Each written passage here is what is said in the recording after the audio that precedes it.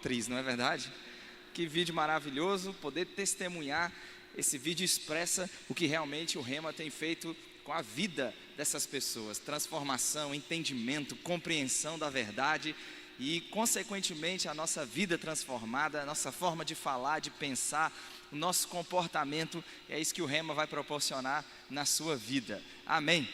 Quero destacar mais uma vez a alegria e o prazer de estar com os irmãos nessa noite tão especial e às portas aí de um segundo semestre.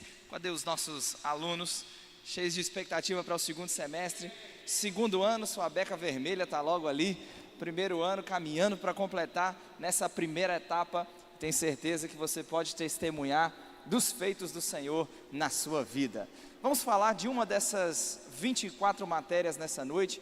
Obviamente, com o tempo que nós temos, não dá para ensinar tudo, não dá para abordar todo o assunto, todo o tema, mas tenho certeza que algo da parte de Deus vai ser compartilhado à sua vida, ao seu coração nessa noite. Abra comigo 2 Coríntios, capítulo 5, a partir do verso 14. 2 Coríntios, capítulo 5, a partir do verso 14. No Rema, como você viu no vídeo, nós temos algumas matérias que tratam especificamente da redenção do homem. Você vai ter pelo menos 4 matérias que diz respeito àquilo que Deus fez em Cristo, o perdão dos nossos pecados, o que foi perdido na queda por causa do pecado e o que foi restaurado ao homem em Cristo Jesus. As matérias realidades da nova criação, autoridade do crente, aliança de sangue e a matéria justiça de Deus. Essas matérias tocam especificamente no que diz respeito à redenção do homem. Aquilo que, como eu disse, perdemos na queda, mas foi restaurado por causa da obediência de Cristo. E nessa noite vamos falar um pouco dessa matéria, justiça de Deus. E você vai perceber e descobrir comigo que se não fosse a justiça, nós não teríamos nova vida. Se não fosse a justiça, nós não seríamos hoje uma nova criação. Nós não teríamos o perdão dos nossos pecados. Se não fosse por causa da justiça de Deus, o Cristo que se entrega como nosso substituto, o Cristo que é julgado e punido pelos meus e pelos seus pecados, sem essa entrega, sem essa substituição, não haveria nova vida, não haveria nova criação. Nós isto, um morreu por todos, logo todos morreram, e ele morreu por todos, para que os que vivem, quantos têm vida, quantos creem que têm vida? E nós temos vida porque ele morreu por nós. Então ele diz, ele morreu por todos, para que os que vivem não vivam mais para si mesmos. É justo, não é verdade? Não termos mais a nossa vida por preciosa, não se tratar mais dos nossos planos, desejos, vontades, mas sim viver exclusivamente para ele. É por isso que a Bíblia diz que a salvação é resultado de fazer Jesus, de confessar Jesus como Senhor. Isso significa, isso implica que eu não sou mais dono de mim mesmo. Eu não sou mais o dono do meu nariz. Eu tenho um dono agora. Eu fui comprado, alguém que por mim morreu e me concedeu vida por causa de sua morte. Eu não vou viver mais para mim mesmo. Paulo diz, de sorte, verso 15, ele morreu por todos, para que os que vivem não vivam mais para si mesmos, mas para aquele que por eles morreu e ressuscitou. Assim que nós daqui por diante a ninguém conhecemos segundo a carne. E se já conhecemos Cristo desse modo, já agora não conhecemos, pois se alguém está em Cristo, quantos estão em Cristo aqui? Qual é a nossa realidade em Cristo? Diz que se alguém está em Cristo é uma nova criação, ou uma nova criatura. As coisas antigas já passaram, eis que se fizeram novas. Ora, verso 18, tudo provém de Deus, que nos reconciliou consigo mesmo por meio de Cristo, e nos deu o ministério da reconciliação. A saber que Deus estava em Cristo, reconciliando consigo o mundo, não imputando aos homens as suas transgressões, e nos confiou a palavra da reconciliação. De sorte que nós somos embaixadores em nome de Cristo, como se Deus exortasse por nosso intermédio. Em nome de Cristo, pois, rogamos que vos reconcilieis com Deus. Aquele que não conheceu o pecado, ele o fez pecado por nós, para que nele fôssemos feitos a justiça de Deus. E a grande verdade é que o versículo 21, o verso 21, é que torna possível toda a realidade que nós acabamos de ler. O que nós acabamos de ler, o amor de Cristo nos constrange. Um morreu por todos, logo todos morreram, e ele morreu por todos para que os que vivem. Então, o resultado da sua morte é vida. Nós experimentamos vida. Ele foi morto, sepultado, julgado, punido no nosso lugar para que tivéssemos vida. E não somente isso, em Cristo, quem está nele é uma nova criação. De inimigos, agora a nossa condição é de reconciliados, porque Paulo deixa claro que tudo provém de Deus, e ele nos reconciliou com ele mesmo, por intermédio de Cristo. Hoje nós somos embaixadores. Em nome de Cristo, Paulo diz, rogamos que vocês, o mundo, se reconcilie com Deus, porque Deus já abriu esse caminho da reconciliação. Cristo, por meio dele, através dele, o homem pode se achegar a Deus. Foi para isso que o homem foi criado, para ter relacionamento, para ter comunhão. Em Atos 17, quando Paulo está no Areópago, a Bíblia diz que os atenienses idólatras, havia altares dedicados a diferentes deuses, e ele encontra então um altar com a inscrição ao Deus desconhecido, e a partir daquele altar, a partir daquela inscrição, Paulo anuncia o Deus vivo e verdadeiro. Ele diz, o Deus que criou o céu, o mar, a terra, tudo que nele existe, é nesse Deus que nós nos movemos, existimos. Paulo diz, ele, esse Deus de um só, fez toda a raça humana, havendo fixado os tempos previamente estabelecidos para a sua habitação, Deus cria esse homem para buscar a Deus. Nós fomos criados para a comunhão, nós fomos criados para o relacionamento. Só que o pecado comprometeu isso, o pecado nos colocou na condição de inimigos, estranhos. O que Adão, ele percebe, consciente do seu pecado, consciente que o seu pecado comprometeu o seu relacionamento com Deus, em Gênesis 3:9, ele tem medo e se esconde. O Senhor pergunta, onde você está? Ele disse, porque estava nu, eu tive medo e me escondi. O pecado o havia tirado daquele lugar de comunhão, o pecado o havia tirado daquele lugar de relacionamento. Mas o que Paulo está dizendo? Paulo está dizendo que tudo provém de Deus. Ele nos reconciliou consigo mesmo por meio de Cristo. E não somente isso, ele nos deu essa tarefa, ele nos deu esse ministério da reconciliação. Agora, nada disso seria possível sem o versículo 21.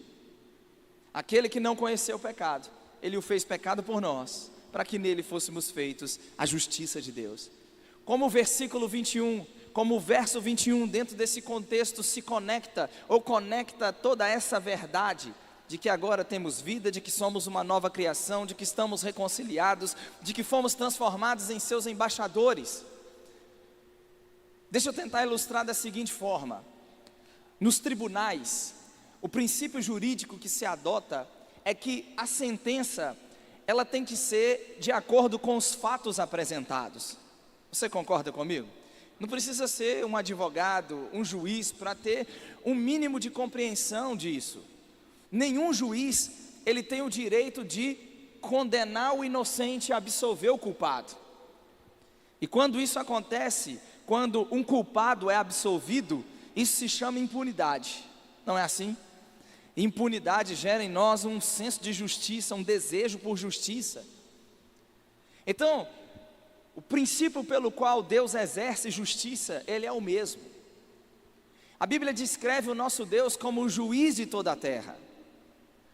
A Bíblia descreve o nosso Deus como Salmo 45, verso 6, como um Deus que ama a justiça e que odeia a iniquidade. Irmão, pensa num Deus que ama fazer a coisa direita, que ama fazer a coisa correta. Pensa num Deus que é direito, que é correto. Pensa em um Deus que não age com impunidade.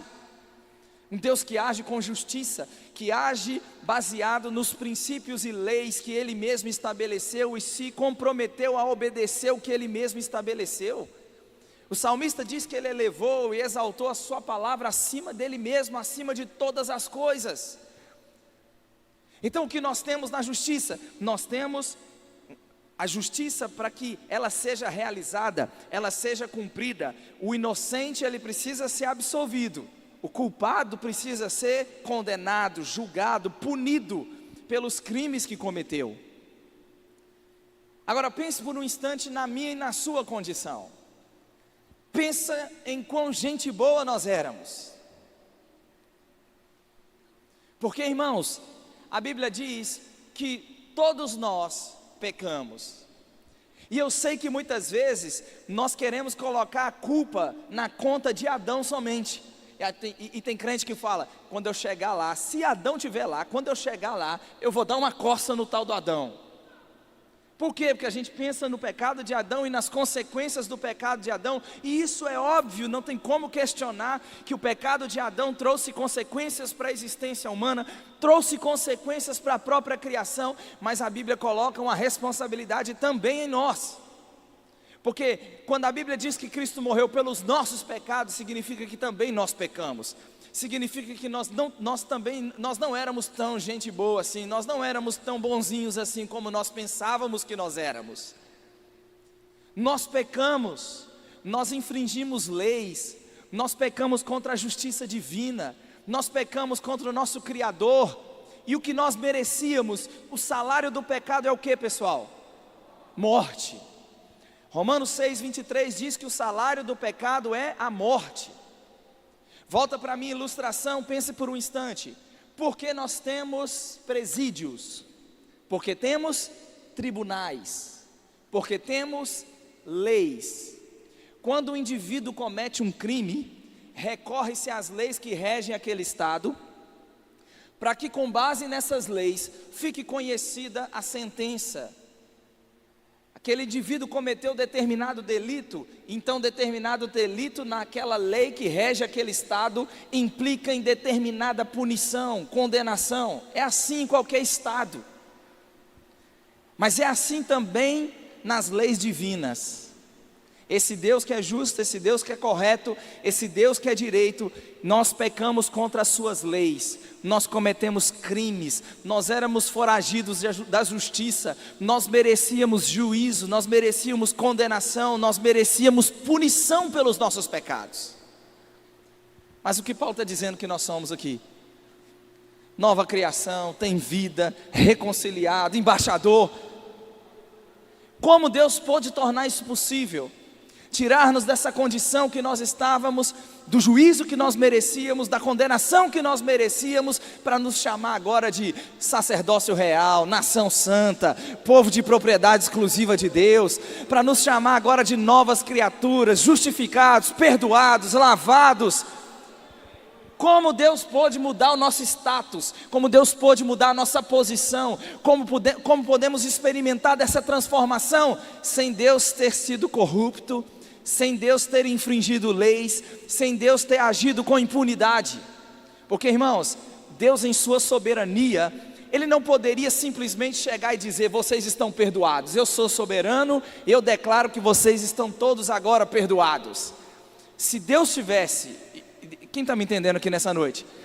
Se Deus tivesse agido dessa forma, isso se chama impunidade. O diabo teria o direito de acusar o dedo, colocar o dedo na cara de Deus e dizer, você foi corrupto, você infringiu leis, eles mereciam punição, castigo, condenação, e você usou da sua soberania para perdoá-los. Mas não foi isso que Deus fez. Para poder nos perdoar, para poder lidar com o que nós devíamos, Ele teve que lidar. Para poder nos transformar, Ele teve que lidar com os nossos antecedentes, com o que nós devíamos, com a pena que estava sobre nós, com o que nós merecíamos pagar. E em 2 Coríntios capítulo 5, verso 21, é a resposta graciosa que Deus deu à condição em que nós estávamos. 2 Coríntios 5, 21 fala desse Deus que na sua justiça exigia nossa punição e condenação, mas ao mesmo tempo Ele nos queria de volta. Ele queria de volta a comunhão, Ele queria de volta cada um de nós na sua família. Ele nos queria naquele lugar que nós não deveríamos ter saído, naquela posição de justos, de corretos,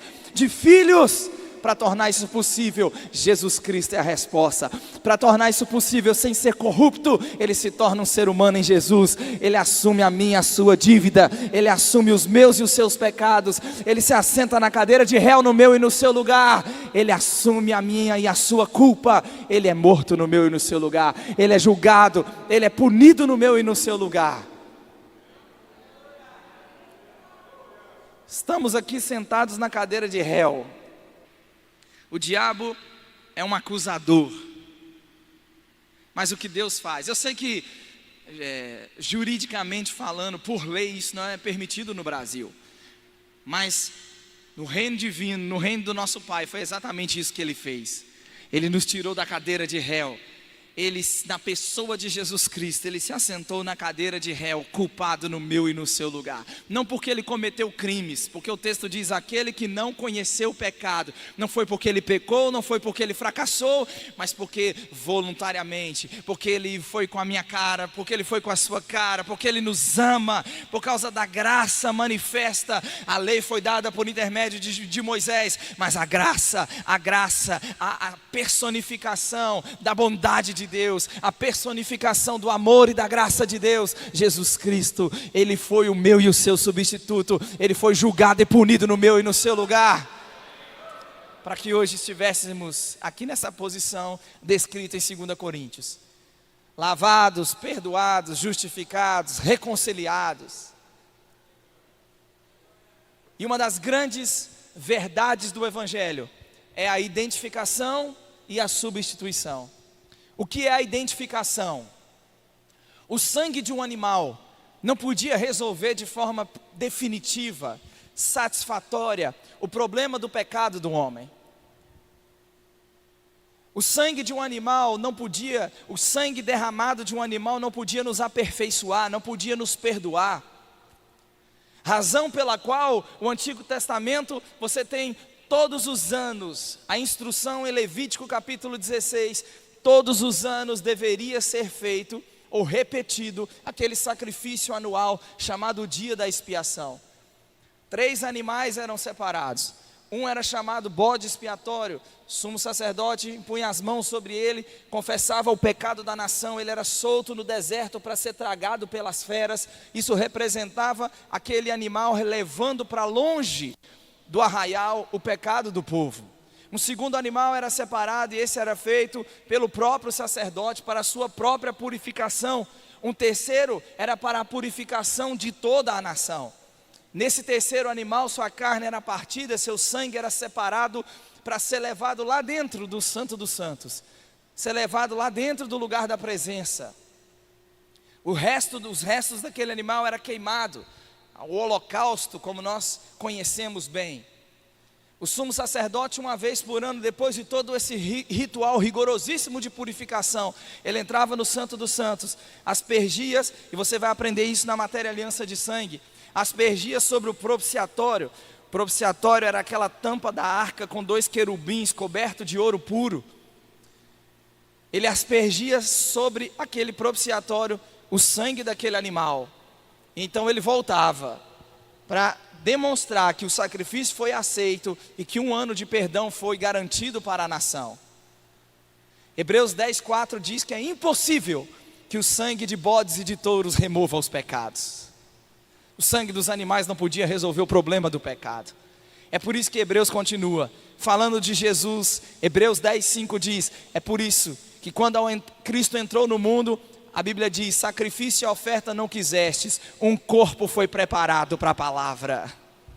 Não te deleitastes com ofertas, coisas que se oferecem segundo a lei. A Bíblia diz: então aqui estou, no rolo do livro está escrito a meu respeito, para fazer, ó Deus, a tua vontade. Hebreus 10:9, remove o primeiro, ou seja, aquela antiga ordenança ineficaz, incapaz de resolver o problema do pecado. Estabelece o segundo, Cristo e a sua obediência, o seu sacrifício, a sua entrega. A Bíblia diz: é nessa vontade que temos sido santificados, mediante a oferta do corpo de Jesus Cristo, uma vez para sempre. Uma única oferta nos aperfeiçoou. Uma única oferta, irmãos, foi suficiente para resolver o problema do pecado e proporcionar perdão. Então ele se identifica com a nossa condição. Por quê? Porque o sangue de um animal não resolveria o problema do pecado. Mas ao se identificar com a nossa condição, ele se identifica com a nossa condição. Hebreus 2, Hebreus 4, deixa claro que ele se torna um ser humano, e ele é tentado em todas as coisas à nossa semelhança. É por isso que ele é poderoso para socorrer quem é tentado, porque ele passou pela experiência. Mas ele se identifica com qual razão e propósito? Ser o nosso substituto. Quantos creem que tem um substituto? Não um animal, não o sangue de um animal, não um bode, não um bezerro, mas o Filho perfeito. O Filho perfeito que se entregou no meu e no seu lugar. O Filho perfeito que se entregou para te justificar, para te santificar, para te perdoar. Então Paulo diz: o que não conheceu o pecado, Deus o fez pecado por nós. Irmãos, ele foi feito pecado por nós. Gálatas 3 diz que ele foi feito maldito no meu e no seu lugar. E essa é uma verdade que é testemunhada ao longo das Escrituras. Por exemplo, em 1 Timóteo 2, verso 6, a Bíblia diz: o qual a si mesmo se deu em resgate por todos. Diga, ele se entregou para me resgatar. Irmão, você vai sair daqui mais apaixonado por Jesus nessa noite. Ele se deu, a si mesmo se deu em resgate por todos, testemunho que se deve prestar em tempos oportunos. E aí, como anda o nosso nível de pregação, de compartilhar Cristo, como ministros da reconciliação? O que temos feito? Paulo diz, esse é um testemunho que deve ser prestado, que Cristo foi julgado, foi punido, foi o nosso substituto. Irmãos, fomos salvos não só para celebrar a nossa salvação, fomos salvos não só para viver uma nova vida, fomos salvos também para sermos ministros da reconciliação. A Bíblia diz em Tito, capítulo 2, verso 14, Tito 2, verso 14, se você quiser abrir. O qual a si mesmo se deu por nós, a fim de remir-nos de toda a iniquidade e purificar para si mesmo um povo exclusivamente seu. Então você tem um dono, você foi comprado. Ele se deu por nós, a fim de remir-nos de toda a iniquidade e purificar para si mesmo um povo exclusivamente seu, zeloso de boas obras. Em 1 Pedro 3, no verso 18, 1 Pedro 3, verso 18, a Bíblia diz: pois também Cristo morreu uma única vez pelos pecados. Então, como eu acabei de dizer, diferentemente do sangue dos animais, que precisava todos os anos ser repetido, com uma única oferta foi suficiente para resolver o problema do pecado. Ele diz: o Cristo morreu uma única vez pelos pecados, o justo pelos injustos. Agora, com qual razão e propósito que está escrito aí? Para conduzir-nos a Deus. Morto na carne, vivificado em espírito. Por qual razão Cristo foi morto? A Bíblia diz, para conduzir-nos a Deus. Essa palavra grega, conduzir-nos, é a palavra prosago, e significa conduzir, trazer, abrir um caminho de acesso de alguém para Deus, tornar alguém aceitável a Deus. Nós poderíamos ler esse texto da seguinte forma: o justo morre pelos injustos, para nos conduzir, para abrir um caminho de relacionamento, de acesso a Deus, para tornar alguém aceitável a Deus. Volta para Adão. Adão peca, tem medo e se esconde. O que Deus faz? Cobre a nudez de Adão e Eva com as peles de um animal. Lá na frente, aquilo era só uma sombra do que lá na frente Cristo faria por nós. O justo entregue pelos injustos, para nos tornar aceitáveis a Deus, para nos levar a esse lugar mais uma vez de reconciliação, de comunhão, de relacionamento com Ele. O que é ser a justiça de Deus? É estar em uma posição correta diante de Deus. Pensa judicialmente falando, quando o indivíduo paga pelos crimes que cometeu, falece agora, acabou todo o direito do Estado, da justiça, de requerer qualquer coisa daquele indivíduo, uma vez que ele pagou pelos delitos que cometeu. Ok, pessoal? O Estado não tem direito de requerer, de puni-lo, de condená-lo, ou de julgá-lo, ou exigir que ele pague alguma coisa a mais, uma vez que ele pagou pelos crimes que cometeu. Isso se chama, em outras palavras, de extinção da punibilidade. Por quê? Porque o indivíduo pagou pelos crimes que cometeu. Vamos lá, nós tínhamos um crime, nós cometemos crimes, nós tínhamos uma dívida a pagar, mas não foi eu e você que pagou a conta. Cristo foi o nosso substituto. Cristo se assentou na cadeira de réu, Cristo desceu às regiões inferiores da terra no meu e no seu lugar. Ele foi julgado e punido no meu e no seu lugar. Ele não morreu pelos seus pecados, Ele morreu pelos nossos pecados. É por isso que Atos 2 diz que Deus o ressuscita, rompendo os grilhões da morte, porque não era possível que fosse ele retido por ela. A morte não tinha legalidade, não tinha direito para manter Cristo aprisionado. Por quê? Porque ele não morreu pelos seus pecados, ele morreu pelos nossos pecados. E ao pagar pelos nossos pecados, eu e você, ele não deve nada, porque ele não conheceu o pecado, ele não cometeu crimes. O julgamento na terra a qual foi submetido foi um julgamento injusto, foi um mero prazer, desejo dos judeus do primeiro século de ver Jesus crucificado. Lembra de Barrabás? Naquela cruz, quem deveria estar pregado era Barrabás, mas Barrabás, imagina se ele foi, talvez ele tivesse sido atraído para aquela cena e olhar para Cristo pregado naquela cruz, ele poderia reconhecer, está ali pregado alguém, eu deveria estar ali pregado, fui acusado, né, de tumulto, de traição, mas ele foi pregado no meu lugar. O justo que morre pelos injustos, para nos conduzir a Deus. Então ele não tinha nada, ele não tinha pecado algum, não havia nada na justiça divina que pudesse condená-lo, acusá-lo. Então ele morre pelos nossos pecados. Mas ao morrer pelos nossos pecados, ele pagou a dívida que nós tínhamos. Isso implica que eu e você não devemos nada. Isso implica que o que eu e você devíamos, se ele pagou, aconteceu e experimentamos a extinção da punibilidade. Estamos livres, estamos libertos, não há mais dívida, não há mais conta a pagar, não há mais condenação.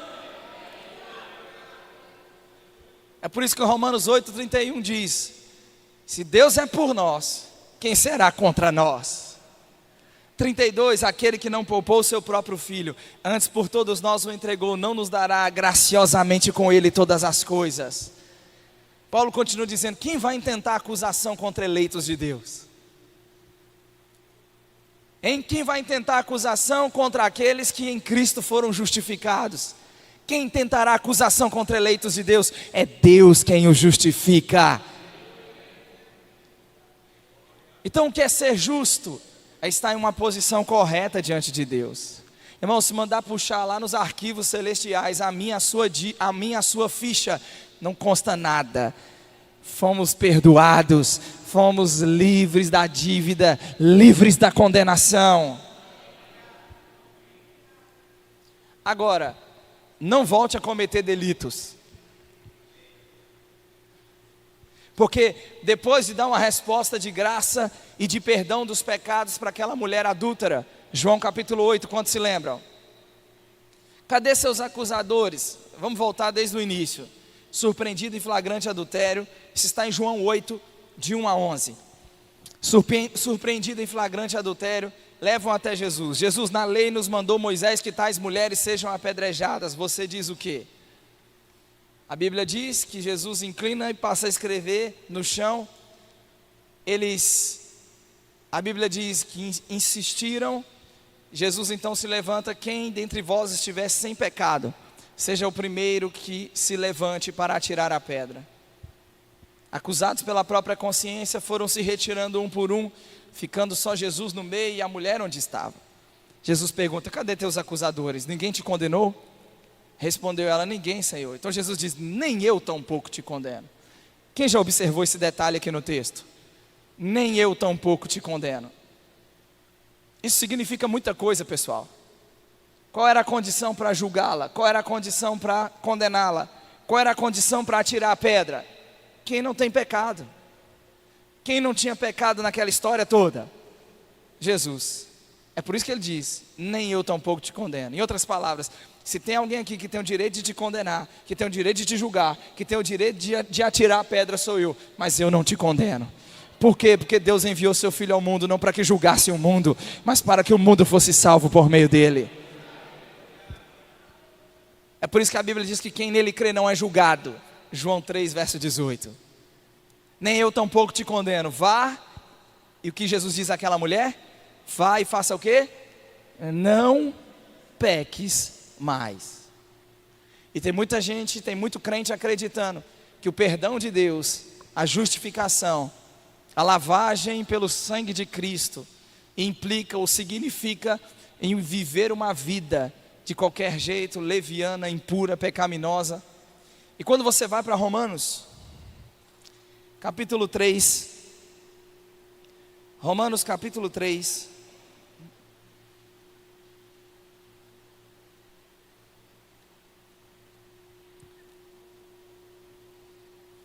Romanos 3, verso 23. Tem muito crente que pensa que Romanos 3, 23 é o seu estado diante de Deus, é a sua condição diante de Deus hoje. Mas não, diga não. Romanos 3, 23 é o ápice, a conclusão de uma demonstração que Paulo está fazendo nos 2 primeiros capítulos de Romanos. O que ele está demonstrando nos 2 primeiros capítulos de Romanos? A condição de toda a humanidade sem Cristo. Tanto os judeus quanto os não judeus. Por quê? Porque os judeus, e isso diz respeito ao contexto histórico do primeiro século, a igreja teve que lidar com 2 desafios doutrinários. Um deles era o judaísmo. O que era o judaísmo? Os judeus que acreditavam, que desconheceram a justiça de Deus, negaram a Cristo e acreditavam que a salvação, a bênção, era resultado da sua observância à lei de Moisés, a circuncisão, os seus próprios méritos. Eles achavam que o simples fato de serem descendentes físicos de Abraão deveria garantir para eles a bênção e a salvação. É por isso que João Batista diz: vocês precisam produzir frutos dignos de arrependimento. E não comecem a dizer: temos por pai Abraão. Você entende isso? Porque eles acreditavam que deveriam ser abençoados só porque eram descendentes físicos de Abraão. E esse ensino que Paulo chama de perturbação em Gálatas foi um dos maiores desafios que a igreja do primeiro século teve que lidar. E esses judeus, ou esses judaizantes, eles estavam também atuando em Roma. E Paulo vai mostrar que mesmo sendo judeu, tendo o culto à aliança, à lei, às promessas, mesmo sendo judeu, isso não os isentava. Amém? Isso não significava que garantiria para eles bênção e salvação. Eles também pecaram e destituídos estavam da glória de Deus e precisavam confiar em Jesus Cristo. Precisavam depositar sua fé em Jesus para a salvação. Então, nesses 2 primeiros capítulos, Paulo está fazendo exatamente isso, demonstrando, repita comigo, demonstrando. O que ele está demonstrando? Que todos estão debaixo do pecado, seja os judeus, seja os não judeus. Então, de Romanos 1,18 até Romanos 2,15, ele está demonstrando que os não judeus, ou seja, os gentios, estão debaixo do pecado. De Romanos 2, verso 16, até Romanos 3, verso 20, ele está demonstrando que os judeus estão debaixo do pecado. Leia comigo um pouco antes, só para você ficar claro para você isso. Romanos 3, 9. Romanos 3, verso 9, ele diz: que se conclui? Temos nós qualquer vantagem? E aqui ele está dizendo no contexto de ser judeu. Ele diz: não, de modo nenhum. Pois já temos o que está escrito aí? Qual é a palavra? Demonstrado. Não é isso que está escrito aí, pessoal? Temos o que? Demonstrado. Demonstrado o que? Que todos, tanto judeus como gentios, estão debaixo do pecado. Como está escrito: não há justo, não há nenhum sequer, não há quem entenda, não há quem busque a Deus, todos se extraviaram, a uma se fizeram inúteis, não há quem busque a Deus, não há nenhum sequer.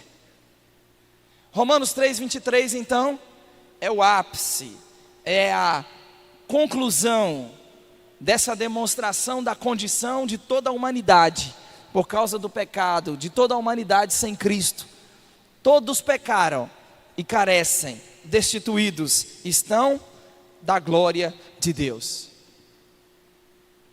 E eu vou logo te adiantar, grande parte da igreja está paralisada em Romanos 3, 23. Grande parte da igreja não leu o versículo 24, não leu o versículo 25, não leu o versículo 26. Grande parte da igreja ainda tem uma mentalidade de condenação, tem uma mentalidade que a sua posição e a sua condição é de pecador falido, destituído da glória de Deus.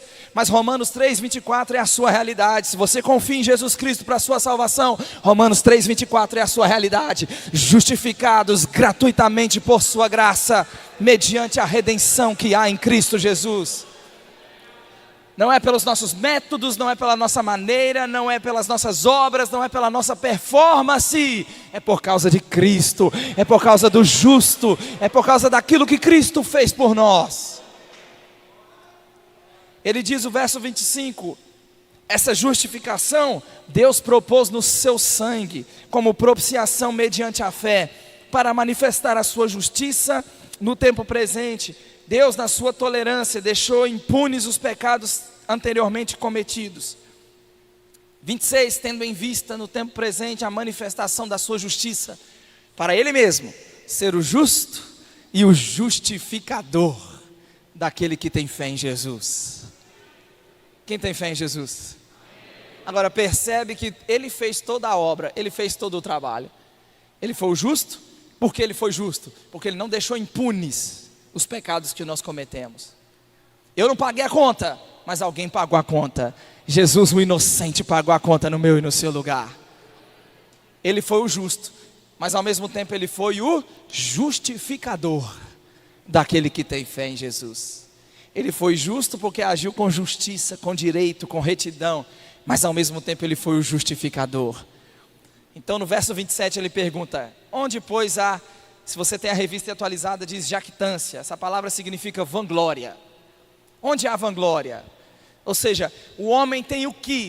Tem o que de se orgulhar em todo esse processo? De nada. Ele diz, foi de todo excluída. De que lei das obras? Não, pelo contrário, pela lei da fé. Nós concluímos que o homem é justificado pela fé, independentemente das obras da lei. Agora, vamos lá, e eu quero tentar chegar nos minutos finais que eu tenho, nesse aspecto de equilíbrio. Essa é a nossa posição e é o aspecto legal da nossa redenção em Cristo. Porque quando você olha para a palavra, você tem as duas coisas. Aquilo que é nosso por direito, nossa posição, o aspecto legal, a nossa realidade em Cristo. Mas também você tem no outro lado da balança o aspecto complementar, o aspecto vital, comportamental. Você tem doutrina, mas você também tem prática, estilo de vida, comportamento. Você tem um aspecto legal, mas você tem um aspecto vital. E o apóstolo Paulo, como eu disse, não dá para ensinar tudo em uma noite só. Mas dos capítulos 1 a 5, ele deixa claro o aspecto legal da nossa realidade, da nossa redenção e daquilo que somos em Cristo. Mas dos capítulos 6 até o capítulo 8, você tem o lado, o aspecto vital, comportamental, como eu disse, o estilo de vida. Como deve ser a vida desse que foi justificado? Como deve ser a vida, o comportamento, a conduta daquele que recebeu a justificação em Cristo? É isso que esses capítulos 5, principalmente o capítulo 6 em diante, vai abordar. Dê um salto comigo, capítulo 5, verso 20.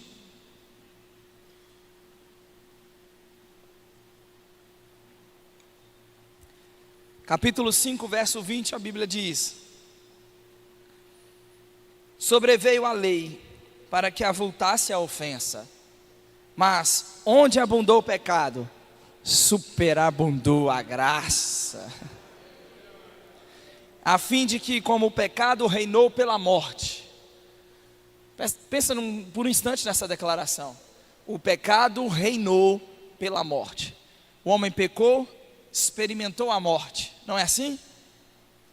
E ao pecar e experimentar a morte, o pecado estabeleceu seu domínio, sua autoridade, seu controle sobre a vida humana. Onde o pecado abundou, Paulo diz, a graça superabundou. Então, o pecado reinou pela morte. Aí o que ele continua dizendo? O que reina hoje, onde a graça superabundou, o que reina hoje, ele diz, assim também reinasse a graça pela justiça para a vida eterna. Ei, a boa notícia é que o que reina hoje não é o pecado mais. O que reina hoje é a graça pela justiça. Diga: sobre a minha vida reina a graça. Agora, em termos práticos, como eu disse, de que forma isso afeta a minha vida prática? Olha o capítulo 6. Que diremos, pois? Permaneceremos no pecado, para que a graça seja mais abundante? Irmão, sabe aquela pergunta retórica? Antes que alguém fique tentado a pensar, se onde abunda o pecado, a graça de Deus superabunda, vou continuar pecando, para que graça continue superabundando. Qual é a resposta do apóstolo Paulo a esse questionamento, a essa pergunta? Qual é a resposta dele, pessoal? O que está escrito aí? Vou continuar pecando para que a graça continue abundando? Ele diz: de modo nenhum. E antes que alguém nos acuse de pregar uma mensagem leviana, irresponsável, uma mensagem que não leva a sério o pecado, irmãos, Romanos capítulo 6 é uma prova, é uma evidência de que aquele que entendeu que foi justificado, que não deve nada à justiça divina, que está numa posição correta diante de Deus, esse que entendeu essa verdade vai viver uma vida onde o pecado não vai mais governar, o pecado não vai mais dominar ele. É incompatível afirmar que sou justiça de Deus se continuo vivendo no pecado. Não há compatibilidade. Dizer, cantar, declarar que eu sou justo, eu sou justo, eu sou justo, se eu continuo vivendo no pecado. Porque essa justiça, ela não só perdoou os nossos pecados, essa graça que superabundou não só nos justificou, essa graça que superabundou nos tirou da escravidão do pecado. Olha só, o texto do capítulo é longo, mas salta comigo aí para o verso 11. O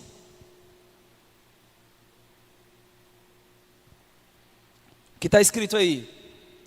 Considerai-vos mortos para o pecado, vivos para Deus em Cristo Jesus. De quem é a responsabilidade? De quem tem que tomar consciência? Quem vai agora decidir andar à luz daquilo que lhe foi garantido, de que está disponível? Nós. Não reine, 12, não reine portanto o pecado em vosso corpo mortal. Percebe que a responsabilidade agora é minha, a responsabilidade agora é sua, a responsabilidade agora é nossa. Qual é a nossa responsabilidade? Não permitir que o pecado reine no nosso corpo mortal. Isso está intimamente ligado ao que nós acabamos de ler no capítulo 5, verso 20. O pecado reinou pela morte, mas a graça superabundou. Significa que o que reina hoje é a graça pela justiça. E hoje, na graça que reina pela justiça, nós não vamos permitir o pecado reinar no nosso corpo mortal. Nós não vamos entregar os membros do nosso corpo ao pecado. Paulo diz no verso 14, porque Romanos 6,14, o pecado não terá domínio sobre vós, porque nós não estamos debaixo da lei, nós estamos debaixo da graça. Diga sobre a minha vida: o pecado não tem mais domínio. Continua lendo para a gente encerrar, vale a pena. E daí, verso 15: havemos de pecar porque não estamos debaixo da lei, sim da graça? Mais uma vez ele reitera: de modo nenhum. Não sabeis que daquele a quem vos ofereceis como servos para a obediência, desse mesmo a quem obedeceis sois servos, seja do pecado para a morte. O pecado vai levar para onde, pessoal? Qual é a consequência dele? Morte. E aí Paulo está dizendo: aquele a quem eu me dispor a obedecer, aquele a quem eu me submeter à obediência, eu vou experimentar das consequências, seja do pecado para a morte. Ele continua, ou da obediência para a justiça. Mas graças a Deus, porque outrora ficou no passado, não é mais a nossa realidade. Outrora escravos do pecado, contudo, viestes a obedecer de coração à forma de doutrina que fostes entregues, e uma vez libertados do pecado. Fala para alguém que está perto de você nessa noite: meu irmão, você foi libertado do pecado.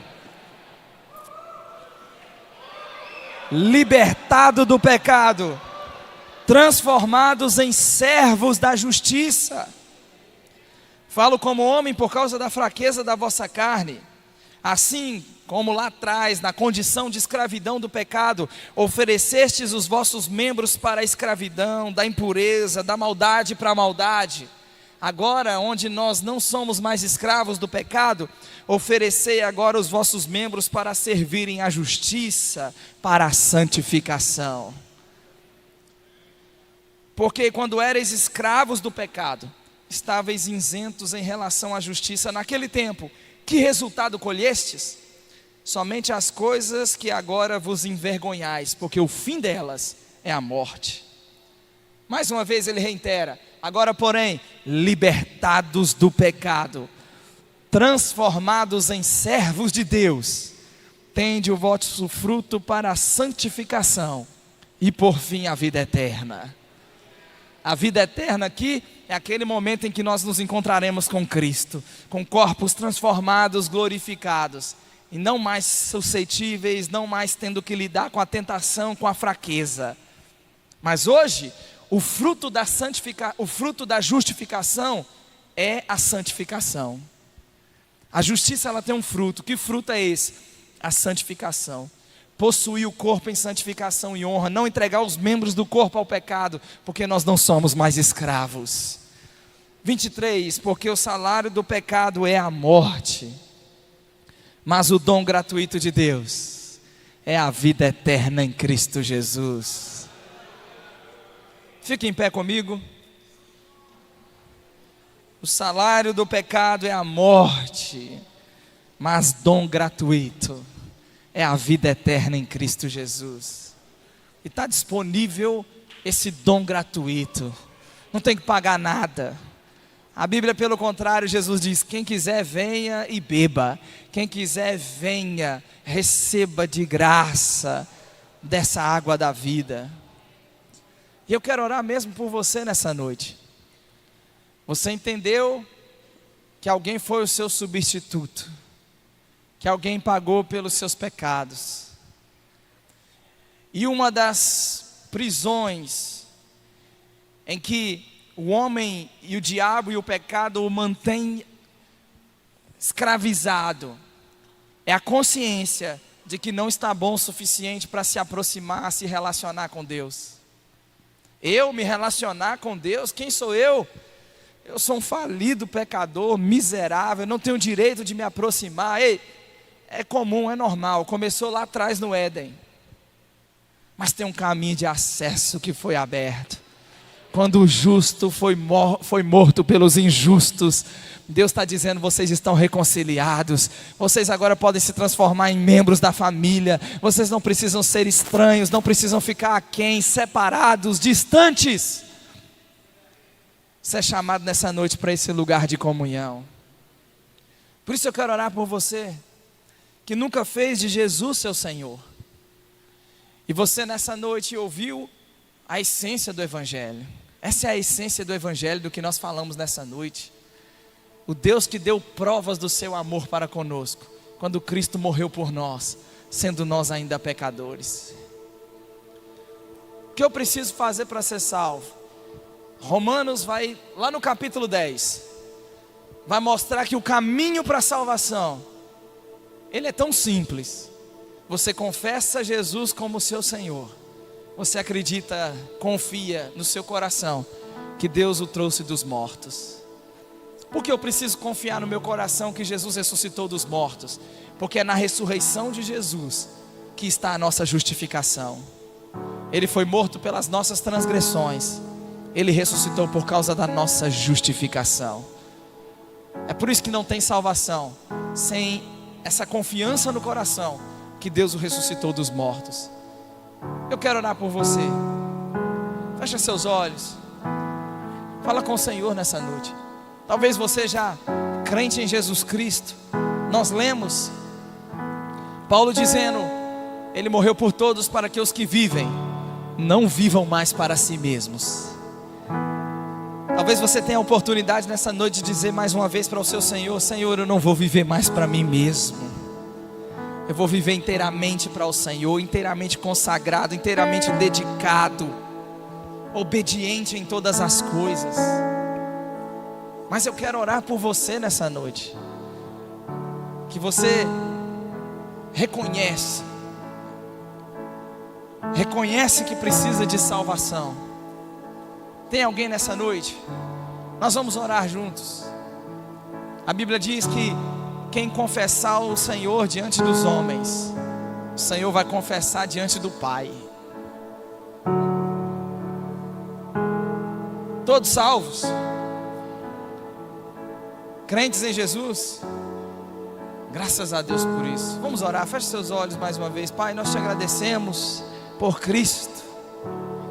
Declaramos nosso amor, nossa devoção, nossa obediência.